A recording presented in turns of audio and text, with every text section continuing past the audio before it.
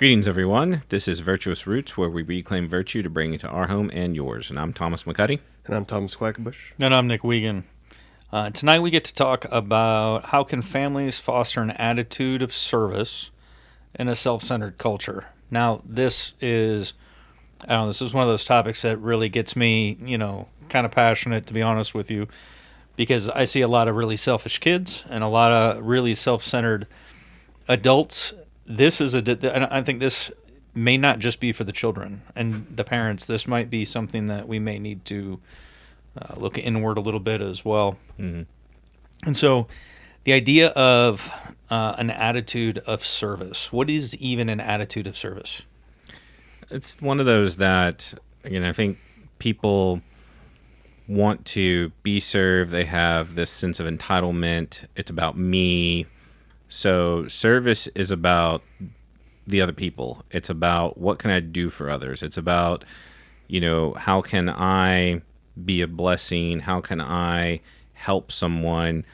How has God equipped me that I can use that for other people's good rather than my own self? And it's an attitude, because I think some people, they're able to serve. And some of where this comes from is that my little brother had a friend in high school, and he was going to do like business and something else. And I had come back home and he was home and we were talking, and I asked him, so what is he doing with his life? And he was a nurse, but it was like a travel, like, trauma. I'm forgetting the right word. Like when there's some sort of natural disaster, they have nurses who go out and do that. All right. You basically go into that area where, especially if they're low staffed, this is what he does. So he lives basically in a camper, going and working in cities for, a few weeks to months, wherever he's needed. And I was like, that's really good. Like, wow, that's, you get to help a lot of people. He's like, yeah, I guess so. And I'm like, what do you mean? He's like, I don't really care about the people. Like, you know how much money I make? Right. So I was shocked. I was like, okay, so he serves in ways other people, but his whole attitude is entirely wrong. And that was how he chose this particular career. It was how he could make the most money the fastest. So this is why it's not just about the action of getting them to serve. It's this attitude of service, this Christlike servant's heart that I think is missing. And one of the ways that we mess this up, because I know in high school, there's a club called Beta Club that was designed to teach us like public service and serving others. We had to do so many community hours, but that's what it all was. Like, we did these hours so we could be in the club. And so it would we look could really do these good on things. college. Looks good on college resumes. It was never about actually helping people because people need help. It was about padding my resume for college. So I think that's why this is a topic that needs to be dealt with, because I know as a youth pastor, I saw so many parents fall into that as well. They want their kids doing all these things because it will help them. And even when I was in another city, there was a humanitarian organization we partnered with, and they did a training video. And for 30 minutes, that's all we heard about how good it would make us feel to help other people. So we desperately need to teach our children and to ourselves as adults, make sure we're cultivating that servant's heart, so that way we're serving more like Christ and not just a cheap imitation. Okay. I think is the concern. What are some? What do you think are some of the indicators of a self-centered culture? Like, I almost don't feel as if it's necessary to even go into it, but like, really, what are the glaring indicators that show us that we live in an absolute self-centered culture? And I think that, like, kind of like taking what Thomas says and kind of rendering it down is just like whatever action you do that interacts with somebody else, it helps them. It's like, and your attitude is, what can I get out of this? Like, what can I get out of this? What can, how is this going to benefit me? And always looking for that, like that reciprocal kind of thing. They're always constantly like, well, if I do this, then, I'm going to get this in return, and always thinking about themselves and not kind of just, I think the service especially biblically, would be, because Christ sets that example for us, and he laid down his life for us so that we can have life. And we look at that. I mean, and then we put it in our context and look at like how we serve one another and what's like. And I think it's a hard attitude. Like when you ask yourself, what's my motivation to do this act? Am I doing this merely to benefit myself, or either immediately or in the future, or I'm doing this like for the simple fact that I want to help this person because they're in need, or I want to build this relationship with this person because I love them and I want to actually make a difference in their lives in that way. So how do we so how do we begin this? How do we build this attitude? I think it really starts with small things. Yeah. I think it's very small things that need to be implemented, and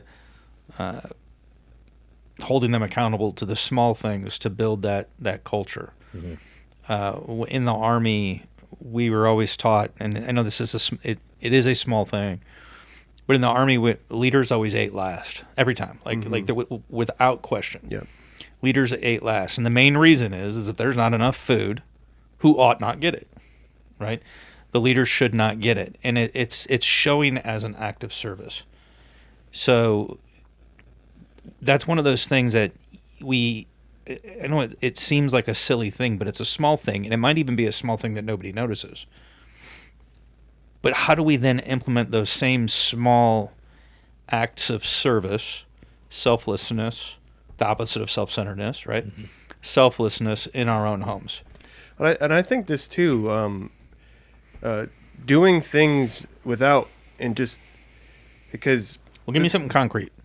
Like just doing something like, say if you're in your house, I mean, if we do a household thing, like cleaning up a mess that wasn't yours or whatever, and no one's going to give you any applause for it. They might not even know the mess existed. You come home, maybe like your pet knocks something over. Instead of just like waiting for the next person to do that, just clean it up, but not with just.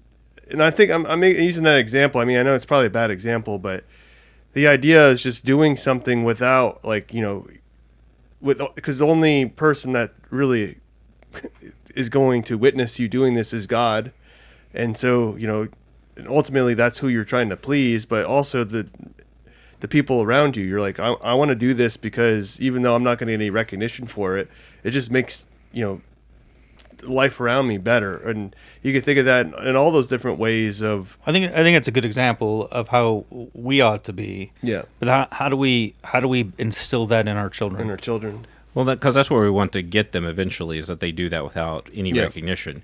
So it starts with those little things, like and I've used this example before, like when my kids are having to clean up something that's not their mess. The idea of serve your brothers.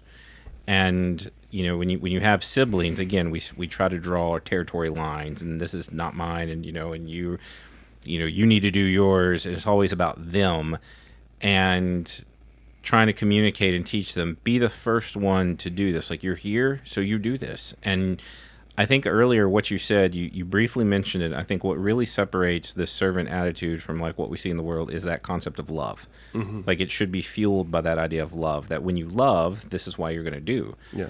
And teaching, so what you're teaching them is that when you take your brothers and clean up your brother's shoes that were left here for whatever reason, this is an act of love. Like, don't you love your brother, you love the family, that you should, from a sense of, because we love God, we love others. And I think it's always that was something that was taught in the early church, that true Christian love is possible because of our love for God. Yeah. Mm-hmm. And that's why also when we are hateful towards other people, well, that's, how could you say you love God and you hate people that he's made? Exactly. So that's why one of the manifestations of that love is that service, and that heart of service with other people. And it's going to start in the home. It's going to start with little things. It's going to start, I think also why, if we learn to do this in the home, we can really learn how to do it, because in the home, that's where particularly among siblings, there can be some level of contempt. There can be some Yeah. level of, they will so much faster serve and do for other people than they will their brothers. And I've watched this among siblings. I watched this among family members. So I think that's why in the home, those little things, loving that way to the people that might be harder to love sometimes because they have more opportunities to wrong you. Right, They yeah. have more, you might be like, we're a homeschool family, so we're around each other all the time. Yeah. So we have a high level of irritability around each other sometimes. We're around each other all day. So if we can learn how to do that amongst each other, then when we're out in the world and we're out with other people and we've not been around them, it's actually easier. Yeah. Your heart has already been trained in that direction, and you're showing that love naturally, rather than what happened with my kids early. They were, we'd ask them, would you treat, how would you act with, when they would go over to someone's house, and, oh, I would never do that.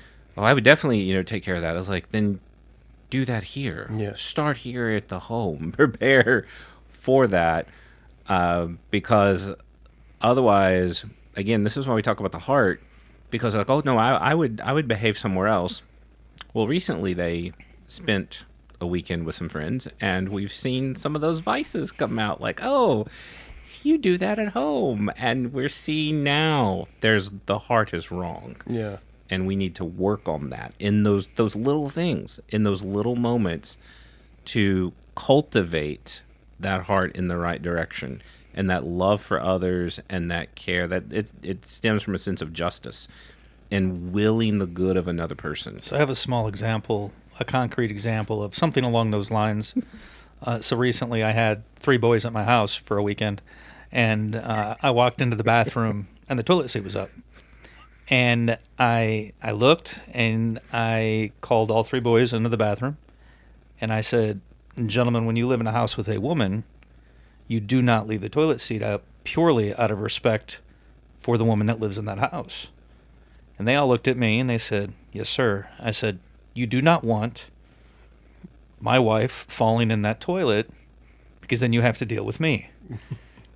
And it is absolutely an act of service towards the woman that lives there of respect. And so it's the little things, right? And with my children, I was always the exact same way I treated everything that I did with them, as I instilled the small things. On Sunday supper, we have a huge table full of family.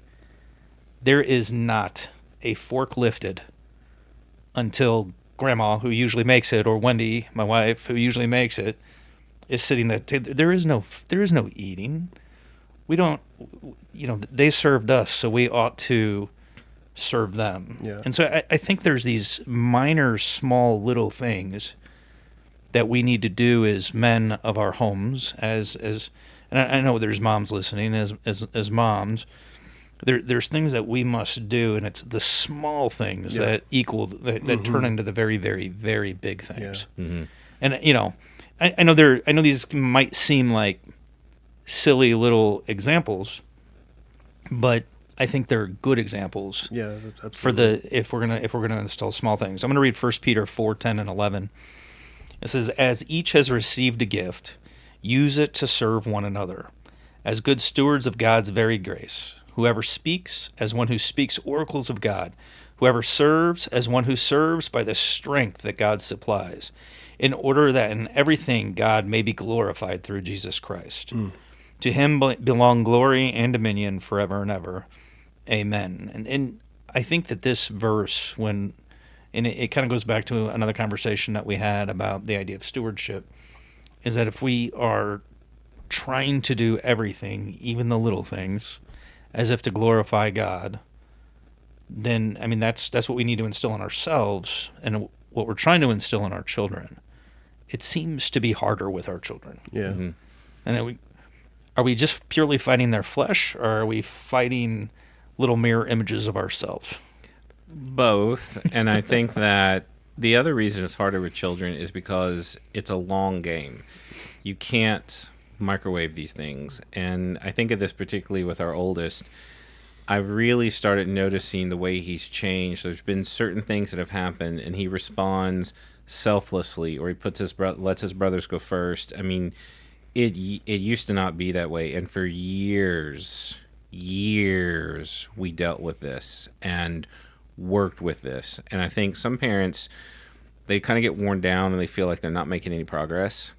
But virtue is cultivated in the practicing. It's a slow cultivation process, and it's supposed to be, because we want that the virtues, in a sense, if I can use the concrete example, to soak into the soul, and that's just going to take a long time. Right. And Well, in all fairness, I mean, I've seen your oldest boy without any prodding, for absolutely no reason, take the youngest one and lift him up and help him and even hug him, which you do not see young men do. Oh, no. Mm-hmm. But even hug him to help ease his pain or his stress or whatever. And it's so we even externally get to see those virtues coming alive in him. And that's where, again, he just turned 15, so we have worked at that for 15 years. And and we joke because, again, I think about how he was as a little child,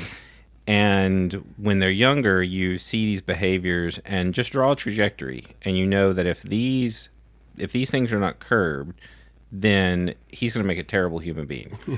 And we look at that, and I think parents sometimes think, oh, they'll just grow out of it, and just one day they'll just automatically snap into adulthood, and these things will automatically happen. And the reality is they don't. No. They don't. I just want to push back. It's not that if these things aren't curbed, he's going to turn into a terrible human being. That probably shouldn't be how we parent. It should be that's the reactive, right? We want to push the proactive as well. Right. Like we want to push, like, we definitely want to react, but we also want to be proactive in that. Yeah. Right. You know, Well, these are the virtues that I need to instill, so he's not a terrible human being, so he's an excellent human being. Well, no. I'm just recognizing that if we don't do something with this, like I see these are the issues. I see whether it's selfishness, whether it's the irritability, whether it's just meanness, whatever it is that happens with kids. You see this, and I think, again, for parents, they become frustrated because it just happens over and over and over. Yeah. And you feel worn down. And I know that even my wife and I have these conversations, like, are we really making that difference? Are we really getting through? And it's one of those things that virtue should be one of those things. It's usually not just overnight. It's just one day you look up and you realize all of a sudden they've grown into it. And that's from parentally just helping them and having also people around them. There's things that he learns from other people when they have good people that they're around. Yeah. You start to see these kinds of things, and I can see the influence on them because even my boys one day, like, we were heading out, and what do they all do? Peace out, Girl Scout. And I was like, yep, that's Nick. That's that. But again, it was so natural, and it's because they're around. You know, they're picking up, they're catching these things, and it's just the encouragement I want to give to parents that as we talk about, if we're trying to cultivate this servant's heart, whatever virtues that we're working on, I think that's so important because it's so central to Jesus and his mission and what he was doing. And you know, he came not to be served, but to serve. Right. And he did it from a sense of complete, genuine humility and love for people. And he didn't have to. You know, like I'm always teaching when we're talking about Jesus, he did not have to. That it's the love of God that he reached out to us and did these things. And I tell my boys, that's what it means in many ways to have that servant's heart, to be like Jesus. Yeah. There's two things before I don't want to miss one of them. Mm-hmm. You know, you said that it's caught when they're around people who are positive influences in their life, and I mean that's really important to surround them by positive role models. But continue to be cognizant that they will also catch the negative if we allow too much interaction. Mm-hmm. You know, if we allow the negative influences in their life. Well, that's just Uncle Joe. Well, Uncle Joe's a jerk, and he's not going to be around my children if Uncle Joe's going to act like a jerk. Right? So that was the first thing. But the second thing is, you know, you brought up Christ and Jesus and him being the servant. One thing that always keeps kind of coming back into my mind is many of our kids see us, like if we're trying to walk that Christian life, if we're trying to live it day in and day out, they're going to see us serve. But they're also going to hear us talk about it later. Mm-hmm. And they're going to see how we react to that and react to others. Do we continue after we have served at church to continue that servant's heart? Or do we complain and moan and, whisper about, well, so-and-so doesn't do anything, or why didn't they do that, or why didn't they do this, or, are we going to poke fun at others? Like that, how are they going to see us later as we continue? And so it's not just the moment of, it's got to be a continual example of that servant's heart. Because I know Christ wasn't like, here, let me wash your feet, boys, at the Last Supper. And then later it's like, man, Peter's feet were nasty. That's not who Christ was. And we have to ensure that we are not, that we're going to mirror that, or they're going to mirror us. I find if you don't, like, say if my boys, they start making those comments about, hey, so-and-so or so-and-so did this, so-and-so didn't do this. And if you don't like actually address that and put that in the proper context, it balloons. And, right. And like, I think that like those attitudes towards those people it just continues to get worse. I mean, and I think in home, like they have brothers and sisters, but that's like kind of a theater for them to really kind of like, I'm not saying it's like acting, but it's reality, but they're in an environment with their brothers and sisters, and they have to learn to cooperate properly.